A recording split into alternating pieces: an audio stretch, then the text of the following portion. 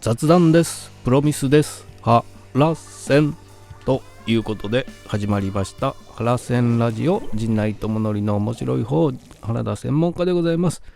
この番組は日々私が見ちゃったもの、聞いちゃったもの、食べちゃったもの、飲んじゃったもの、それから言っちゃいけないことなんかを話しております。ぜひチャンネル登録と高評価よろしくお願いしますということで、ほとんどテレビの話しかしておりませんが、いや本当にテレビが面白いね。昨日は何をしてたかと言いますと、朝やんといって水道橋博士さんがほぼ毎週やっている阿佐ヶ谷ヤング用品店という、トークイベントですね、配信もしております。それのそれ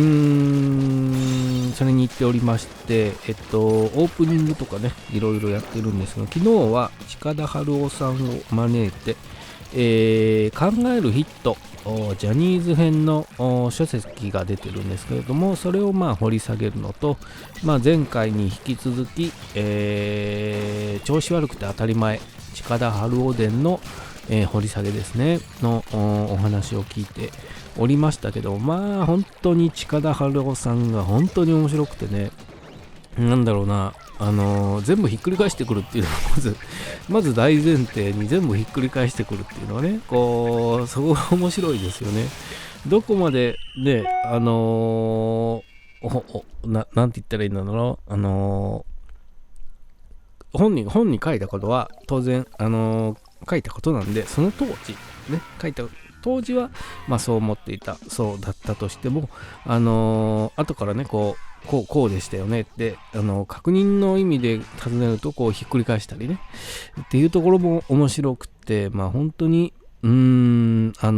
の前回ね名言が出ました、鉄の意志でもって砕けるねを本当にもう常にそうやってる方というかね、本当にそれ面白いですよ。だから本当に若い人に早くに出会ってほしいと思います。そういうね、大人がいていいんだというか、考え方をしても間違ってないんだというかね、気がしますしね。あとはあれですね、数々実は CM 曲をね手がけていてみたいなところも前回触れなかったところがちょっと触れておったり、そこでね延長戦でやってたんですけども、チョコボールのねクエクエクエチョコボールの原曲というかねあるっつって実演してくれたんですけど、そこもすごかったし、全部すごかった。双剣ビッチャね、鳩麦玄米月味噌の双剣ビチャにメロディーをつけるときの、本来は双剣美茶なんですね。双剣美のお茶。ただメロディーつけると美茶ってなっちゃうね。双剣美茶ね、美茶ってなっちゃうところをいかに美茶感をなくすかみたいなところとかね。でその原曲というかね、楽譜にしたら違うけどね、聞いた感じ、答えを聞くというか同じようなパクってるじゃないかってなるけど、楽譜にしたら全然違うみたいな元の曲もやってて、それなんだったかな、忘れちゃったけど、配信見てください。本当に面白かったんで、ああいう大人に僕もなりたいなと思いますね。本当にいうのをやっておりました。まだまだね2週間配信でアーカイブがご覧になれますんで、ぜひね、本当に僕も全然知らなかったんですけど、見るだけでこんな面白い人がいたのかね、すごく影響されちゃうような人ですので、ぜひぜひご覧になってくださいということをやっておりまして、で見ましたですわ。これあれね、プロミスシンデレラ、二階堂ふみさんが出てるこれね、原作が漫画らしいんですけども、その漫画もね200万部売れたウェブコミックみたいなとこから始まった漫画らしいんですけど、これがねストーリー的にはね急に離婚を告げられて、ね、家も住むところもお金も何もかも失われてしまった主人公の、ね、二階堂ふみさんが、金持ちのボンボンの高校生と、に拾われるというかね、まあ毎回こう勝負でなんて言うんだろう、勝負をしていく、人生の勝負サイコロを振ってしていくみたいなね、本当にまあ漫画のような話なんですけど、これがねよく考えたらこの枠ってあれですよ、着飾る恋には理由があっての枠ですよ。だから散々ね4月期のドラマで一番結果的に一番ね文句が言えてギャーギャー言えてね面白かったのは着飾る恋だったんですよ。普通にいいドラマだったなっていうのはまあコントが始まるだったんですけど、この枠ね、その着飾るの枠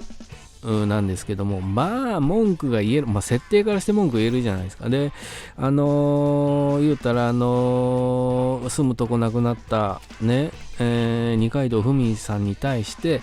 こう虫のような扱いをするもう一人の主人公、高校生役のなんて言いましたっけ、前田ゴートンさんですか。この方がねもう本当に嫌な感じなんですよ最初はね。でもこの初回の後半でね、あれなんかこいついいやつなんじゃねえかね、実はこいつすごくこうピュアでね、こう照れ隠しでそういうことしてんじゃないかみたいなところが垣間見えるわけですよ。しかも1話のうちにですよ。これ脚本もなかなかすごいし、まあツッコミどころ満載だし、いや非常に面白いね。本当に、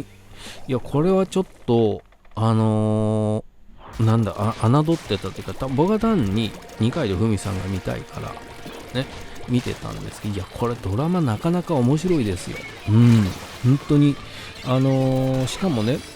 こう毎回こう人生リアル人生ゲームやろうぜっつってまあ賭けですよね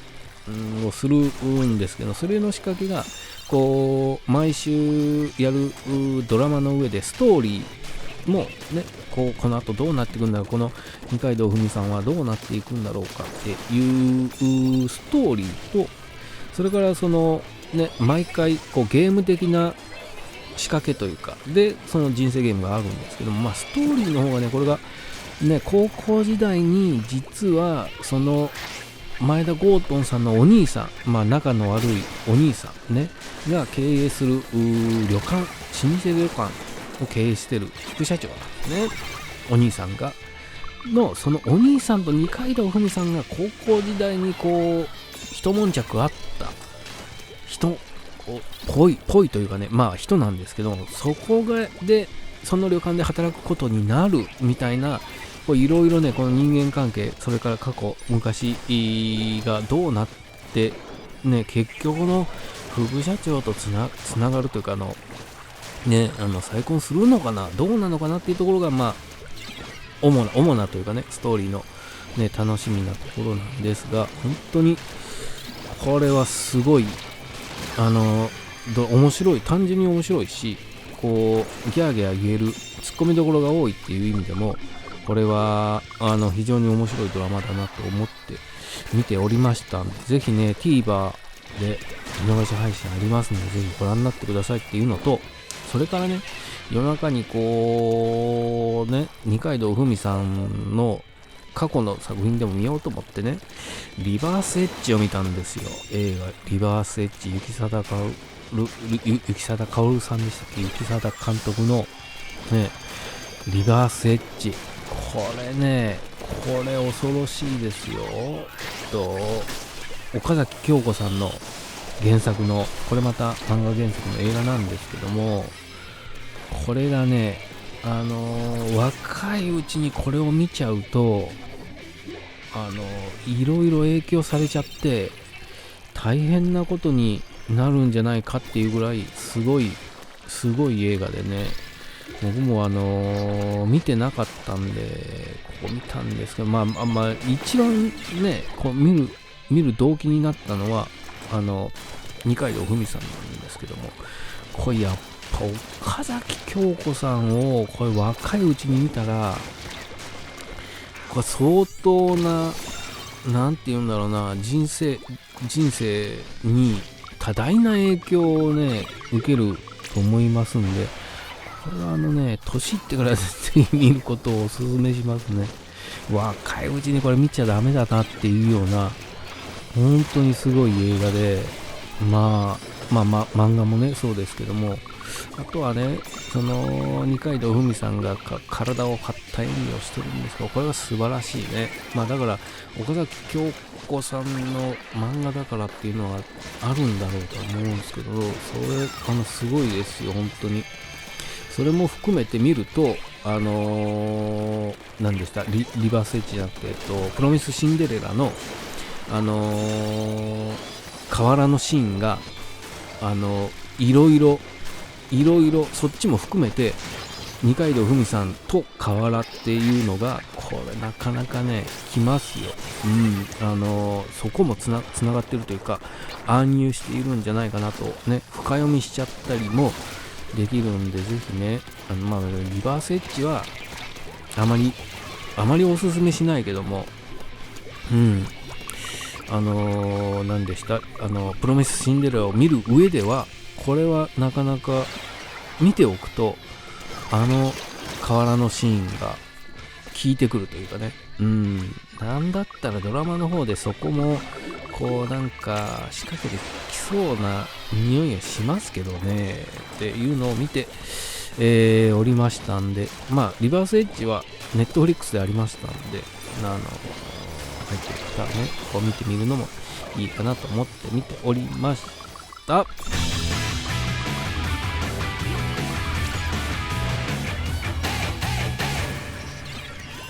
コント河原ね、ちょうど時間となりましたということでね、河原がキーワードですわ、本当に。リバースエッジもプロミスシンデレラも、そんな感じで見ておりました。ぜひね、両方面白いので本当にご覧になって、あと近田春夫さんのね、朝やん会、これは本当に面白いので、これはぜひ若いうちに見てほしい。リバースエッジは年をいってから見ないと大変なことになっちゃうんじゃないかって思ってますんで、ぜひねご覧になってくださいといったところですか。はい、チャンネル登録と高評価よろしく